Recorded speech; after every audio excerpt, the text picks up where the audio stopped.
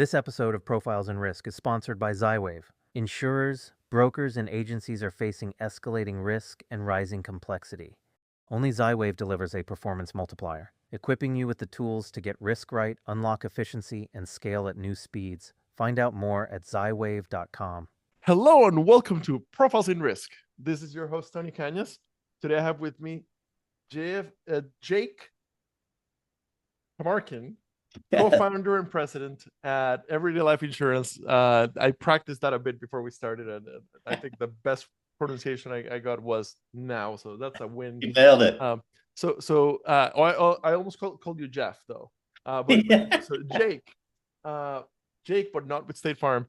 Jake, first of all, thank you for coming on the show today. How's it going? It's going great. Thank you so much for having me, Tony. I'm a big fan of your show, and it's an honor to be here today. My pleasure. Like I've arrived. I do love that it's become a bit of a rite of passage to come on Profiles in Risk, and we interview enough people that if you run an insurtech, you'll get your chance. Send me a message. According to LinkedIn, you are in the Boston area. We're recording September 3rd, so I'm assuming it's still beautiful. You're not cold yet. How was the weekend, and how is Boston September 3rd? It's great. We're like in the middle of like the 3-week period where it's not crushingly humid and blisteringly hot, and it's not bitterly cold and horrible. It's like it's about a 3 to 4 week period in New England that is like the best of the year. Fantastic, and enjoy. Thanks. So we always give the guest the chance to get the elevator pitch. What is Everyday Life Insurance? Well, very simply, we're building the premier life insurance platform for everyday people. Couldn't be any simpler than that. But for the insurance nerds that I know listen to this podcast, I'll take it a little bit deeper. Basically, we're an independent life insurance agency that caters to people who want to do business online. So we make a variety of products available to people, and we use machine learning and other tools to help people make it easier to find the highest value product they can qualify for. Okay, product they can qualify for. All right. So my experience with life is more limited than with PNC. I did get to be a field sales manager for a while, and for Nationwide, and then for American Modern. And at Nationwide, I was actually inside sales manager, and independent agents, PNC agents, and I was supposed to get them to write a little bit of life. Like we're talking like a couple of policies a year. Just write something. And that was a challenge. And life has this reputation of being hard to sell and being hard to buy. Right. Nobody's like excited to buy life insurance. No. And in fact, the people, if they're too excited, that's a bit of a red flag for the. All right. And then, in my opinion, in the industry, we have this problem where because of the way that life insurance commissions are structured, agents that do sell life insurance, who tend to be really good salespeople, because otherwise they don't make it. Like you can sell PNC being an okay salesperson, you won't survive in life unless you're a very good salesperson. You learn to be a very good salesperson. The incentives are set up in such a way that it's hard to make a living from selling a lot of term. So agents historically have been pushed to sell a lot of the I call them whole life, but it's a whole variety of value building life products, which in my opinion are not the best fit for most people. Right. So, and then historically you have like to give blood and like get a medical test. Like it's just kind of a mess to get life insurance historically.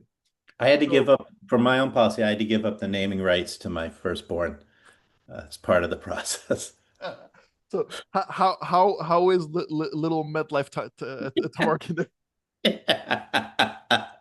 He's great. Thank you.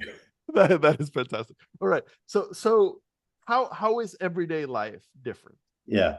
Well, great question. Some of the points you raised remind me of like why I even started this business. Because I was in the life insurance industry, but doing more corporate strategy work for insurance companies than being an on the ground, salesperson. And and our difference comes out of that. So let me just start there a little, if that's okay. Basically, what I saw was a broken market, one where, in an era where access to financial products has become more available to broader swaths of our society than ever, whether it's mutual funds, mortgages, bank accounts, it's so much easier for everyone to get access to these products than it used to be, even than when I started out in the industry in the 90s.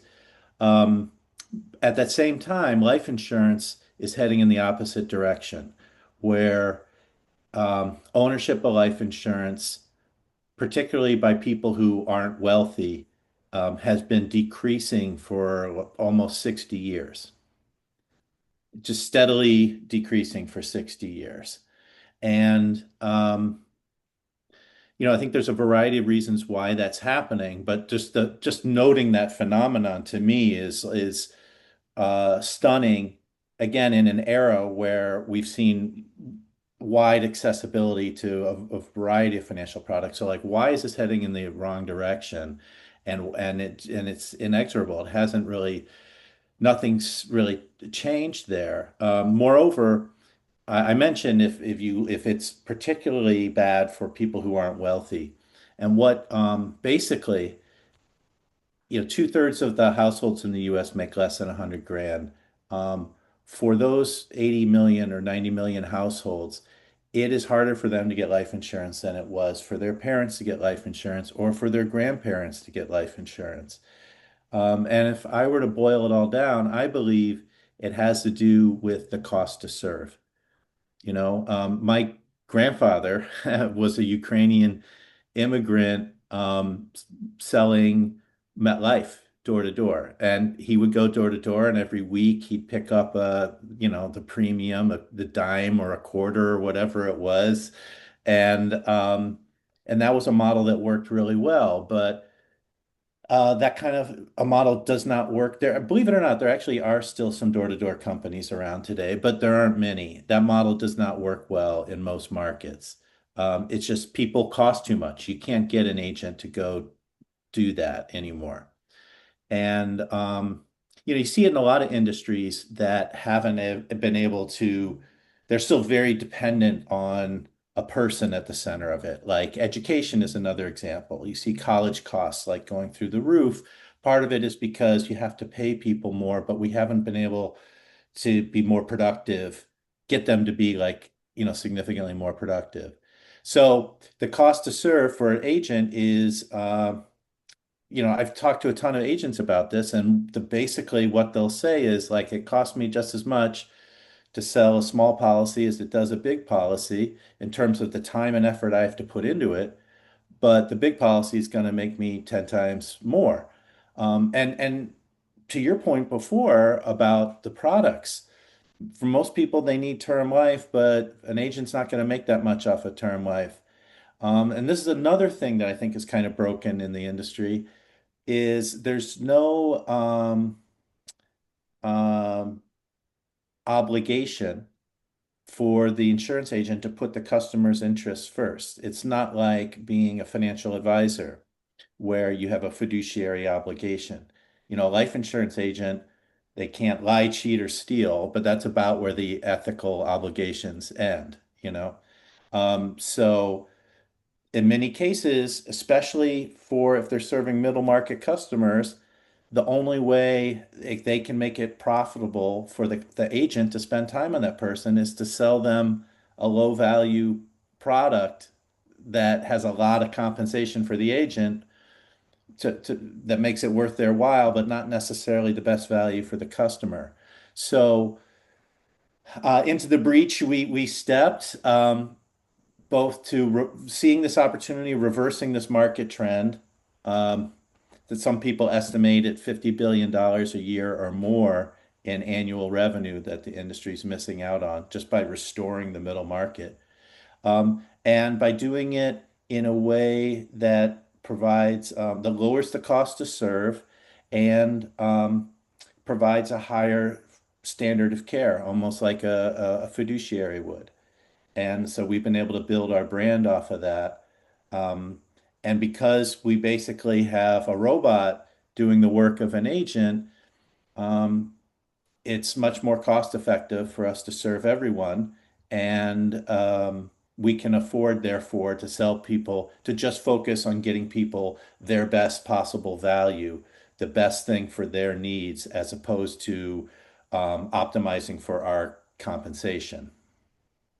So that's kind of the crux of both of why we're doing this and how we're different. All right. And did you find that the right policies existed? It was just a matter of writing them in a more efficient way with newer technology? Well, yes and no. I mean, I think there's always an opportunity to improve on the products. But what we are finding was that the biggest problem in the market wasn't that the products aren't good. It was that it was too expensive to get them to people. Uh, That is I'm blown away. It's crazy that like, I knew that we are a severely underinsured country when it comes to life insurance, but I had no idea that had declined as opposed to improved. it's ra and and it's yeah, it is, and it's really dramatic. It's very steady decline and to me, you can more or less trace it to the end of door-to-door sales. It's like we never really figured out how to serve the middle market after we stopped knocking on their door. We kind of replaced that with like postcards, work, there's more group insurance, there's more workplace benefits now, although fewer nowadays for the middle market for blue collar jobs than there used to be, and certainly nothing in the gig economy but yeah, it was shocking to me to realize that and and how big the problem has become and how big the opportunity therefore is. So it's I do there are a few certain things that come up when I talk to industry insiders about this. For example, we're talking in September. This is Life Insurance Awareness Month, which is something an industry trade group puts together to remind people of the value of life insurance. But to me, that approach, that the problem is that we need to remind people that life insurance is important, I kind of chafe at it. And I feel like, it may be that people are ignorant of this product that's been around for hundreds of years. It may be that they're ignorant of it and need to be made aware of it. That might be one of the reasons, but that's also a self-serving reason from the industry's perspective. Like, oh, we don't have to change anything. It's, the consumer needs to be educated. And like another statistic that you hear a lot is that people radically overestimate the cost of life insurance. And again, so if we can only educate them, then, everything will be made good again. But I think, if we look deeper into some of those questions, when I talk to consumers, as we do all the time, I don't generally hear that people were ignorant about it. And often I think the reason why people think it's so expensive is because unless you're wealthy or reasonably affluent, the only people who are approaching you about it are selling you these low value products that are actually quite expensive. So it's not that they're ignorant or irrational or dumb, you know, that's our basic thesis. It's not that the customer is wrong.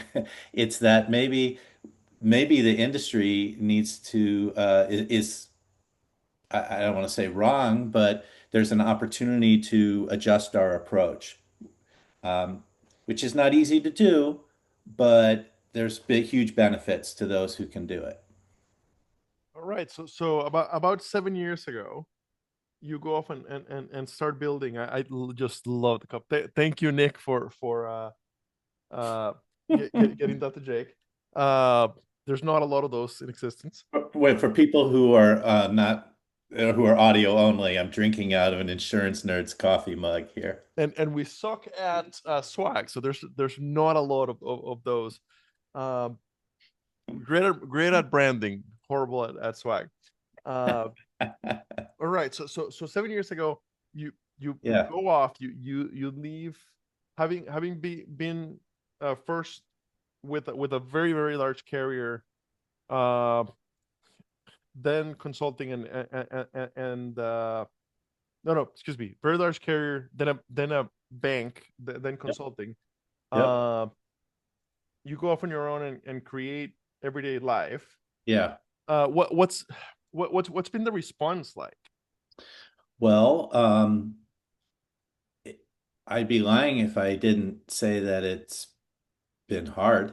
I think, there's this joke among economists that like one economist sees a $10 bill on the ground and the other person says, no, the other economist says that's not a real $10 Yeah, bill or else somebody would have already picked it up. someone would have picked it up. Uh, Right. Like this is a ginormous opportunity in the market that we're attacking here. And it turns out it's not just free money, it turns out to be actually pretty challenging. So definitely um, learned some humility for sure. But there's been enough signs of progress and success along the way to keep us going. But we've pivoted in a number of ways over the years, and whether it's in the products we're offering and our essential value proposition, or how we're reaching consumers and what channels we're operating. So we've learned a lot along the way. But as we sit here right now, we're a rapidly growing agency. We've got fabulous customer reviews. In fact, if you go onto Google, we've got the highest reviews of any online life broker out there. Fantastic. I'm very proud of that. And, it's starting to get to the point where our brand is out there enough that the kind of media gatekeepers, including Google, recognize it, and we're starting to get credit for it. And so things are starting to build some meaningful momentum. Is the main distribution direct? People coming to the website? Yes, yeah. But the question is, how do we get people there? It's not easy to do. Like for example, buying paid search or paid social media. Insurance is like the most expensive keyword. Yeah, Yeah. it's incredibly competitive. Um, Although it's been interesting as we've built our brand and we publish a lot of content, informative articles to help consumers with the nuances. As we've been doing more and more of that, it's helped establish our um, domain authority at which the search engines like, not only for promoting our organic content, but it's also reduced our cost of some of our auctions for things like paid search.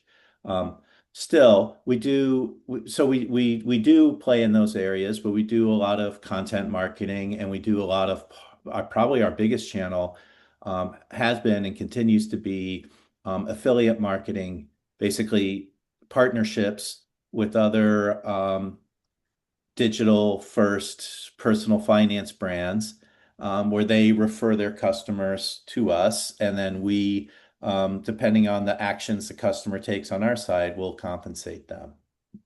Okay. Um, Do you also go through the independent agency channel? Well, we have agents on staff to help people that don't want to, they have a question, they want to talk to a human. But we have not yet made our platform available to independent agents. We are hoping to get there within the next couple of years, but Fantastic. we're still kind of building out our core business, if that makes sense. Okay. Um, what what um what percentage of people end up talking to an agent? Great question. I have to tell you, the things that I've learned along the way, I know why can't I give you a straightforward answer? But I just got to tell you, the things that I've learned along the way have been so counterintuitive, and it's been shocking to me. But like, not many people end up talking to a human agent. I would about 90% of our sales are straight through without any human intervention. And I would say that a fair number of the people who do want to talk to a person don't end up necessarily being the best customers. So that's what I mean about counterintuitive. Like, we sold a $10 million policy never having talked to the person. No idea, nothing, know nothing about them as individuals. We have no personal relationship. Our customer service reps never talked to them. Sold a bunch of $5 million policies with the same thing. But then at the other end, there might be like a $5,000 guaranteed issue, small policy that for a person with a lot of issues from an underwriting perspective. And that person might end up taking up a lot of our reps' time in some cases. But the biggest issue is a lot of the people who want to talk don't necessarily either aren't ready to buy, or more often than not, they're not financially stable enough to where, we would recommend life insurance as the next thing they should be thinking about. And that's, by the way, another thing that makes us a little different in our customer service is that if we think both in our machine learning, um, uh, our virtual agent recommendation engine, and when you talk to our agents on the phone, um, if if it doesn't make sense financially for you to buy life insurance right now, then we're going to recommend you do something else. And we even have a partnership with a great nonprofit that helps people build up their Fantastic. great savings habits. But those people are not going to be good life insurance customers, and I'd rather build the goodwill with them by helping them shore up their finances, and then hopefully later on when they are ready, we can help them. But anyway, so all that's just to say that most of our sales are straight through, 100% online. Many of them happen off hours. Most of our sales happen outside of normal traditional business hours. And those are tend to be our very best customers. Yeah. It's just like people like me who want to do it themselves, don't want to have to deal with an agent, and they seem to really appreciate our approach. All right. All right. Um, so at 7 years, you're pretty mature for an insurtech. Uh, what are you excited about for the next year, 2 years? What's coming down the pipeline? Well, we've got a few things going on, but one of them is that we've built up a big enough database now of people. You learn a lot about someone when they go through an underwriting process, right? And so we've built up millions of data points that that big enough that we can now start using machine learning and other AI tools to to supercharge our business and to get better insights and improve the quality of service and also identify market opportunities. And we've begun implementing that into our product recommendation engine for our customers, but we're really just scratching the surface. So there's a lot more opportunity for us as we to use our data to make better decisions about where we're allocating our marketing dollars, for example. We're also getting to the point now where we have some proprietary product ideas that we're working on. Nothing that is coming out tomorrow or the day after tomorrow, but in our pipeline. But between here and there, there's just a lot more opportunity for us to continue to grow both in our current markets and in new markets, basically by leveraging the data that we already have. That's worked out really well for us this year, and I see a lot more opportunity. We're just scratching the surface there. I would say that we're always looking for more product, but the one thing that's held us back has been that there just aren't that many life insurance products that can be sold online. It's crazy, but there's 700 something life insurance companies in the US, and you got to figure collectively they must have thousands of products. But seriously, like maybe a dozen out of those, like 5,000 products, maybe a dozen could be sold online.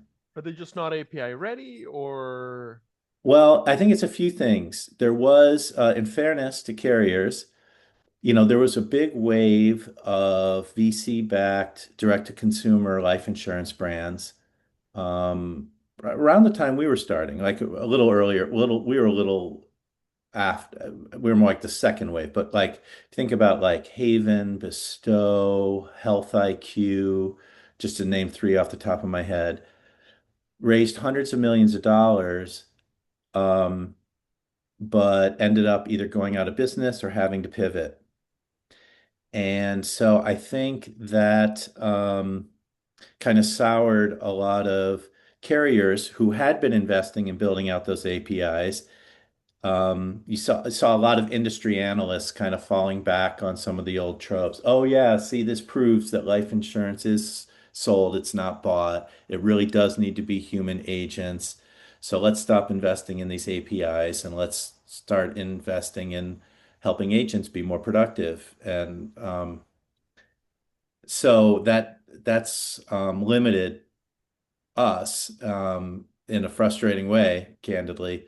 But we're always on the lookout for more products. I think the market seems to be thawing a little bit lately. I think things are starting to come back a little bit, but when you think about insurance companies and technology projects, those are usually not measured in months, so They take forever. yeah, right. So what we've been doing instead of waiting for the market is we've been focusing on like certain niches where we can differentiate and do things that no one else can, kind of leaning into our technology capabilities.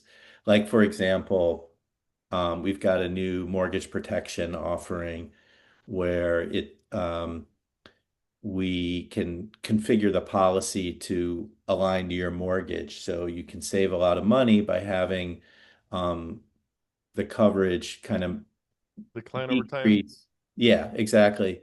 Along with the cost too. Mm-hmm. So, so like things like that. And where we just kind of add a layer of technology on top of an underlying product in order to create unique value for customers. So that's more than relying on the market to bring us additional products to sell. We've been looking for opportunities like that one to create value for customers. All right. It's impressive to make it 7 years in an area of the industry that is so hard, and where so many others have failed. I think that given the fact that you came from the industry, you weren't just tech entrepreneur Right. who looked at life insurance and went, well, that technology is old. We can definitely do better Right. without really understanding the industry. So that maturity that you had to begin with. You're kind. You're referring to all my gray hair. But yeah, yes, that helped for sure. But we also learned from others' mis mistakes. I mean, some of those companies I mentioned raised a lot of money and then um, so they were able to make some bold moves, but we were able to also watch those and watch them not work out. Like a big learning, for example, just to give you one, that we learned on their dime was going to market with only like one product to offer was very difficult. As just one example. So, we've been able to, yes, coming from the industry has been helpful. I also think kind of watching what others are doing is always a good business move and trying to learn from them. And it's also been valuable to be to learn. I had to learn. I used to be even more of a jerk than I am now. To learn how to be humble and actually listen to our customers, and when they say that they want to do things a certain way, to believe them. Um, that's been a very helpful life lesson. Also with my marriage, that's worked out pretty well too. Fantastic. All right, Jake. Thank you for sharing the story today. Very, very, very interesting. Looking forward to see you guys continue to grow and help Tony. reverse this trend. 60 years, incredible. That Yeah. life insurance has become less of a penetration. Yeah.